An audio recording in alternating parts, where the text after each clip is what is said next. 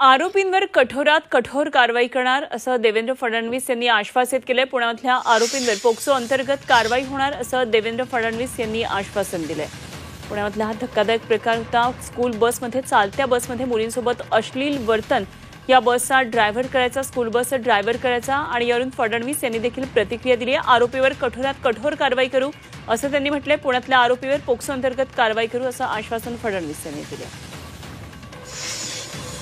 त्याच्यावर पॉस्को अंतर्गत गुन्हा दाखल केलेला आहे आणि आपल्याला माहिती आहे पॉस्को अंतर्गत अशा प्रकारचा जो ऑफेन्स असतो त्याला रेपच्या संज्ञेमध्ये त्या ठिकाणी पकडलं जातं आणि म्हणून तशा प्रकारचे ऑफेन्सेस हे त्याच्यावर लावलेले आहेत। कडक कारवाई करण्यात येते आहे। संस्था चालकांना देखील बोलवलेलं आहे। त्यांचा काही त्याच्यामध्ये दोष आहे का हे देखील तपासण्यात येईल आणि सगळ्या संस्थांना देखील हे सांगण्यात येत आहे की तुमच्या संस्थांचे जे काही त्या ठिकाणी ट्रान्सपोर्टेशनचे वेगवेगळे मोड्स आहेत त्याच्यामध्ये सेन्सिटायझेशन करणं आणि त्याचे ड्रायव्हर्स किंवा इतर कोणी त्याच्यामध्ये जो स्टाफ असेल तो योग्य आहे की नाही हा बघितला गेला पाहिजे अशा प्रकारे सांगण्यात आलं।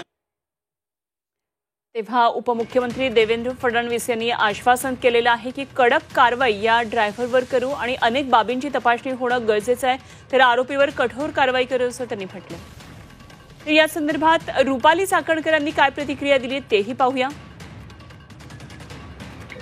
आज वानवडी येथे विद्यार्थी वाहतूक करणाऱ्या बस चालकाकडून 2-6 वर्षाच्या मुलींवरती अत्याचार केल्याची घटना समोर आली।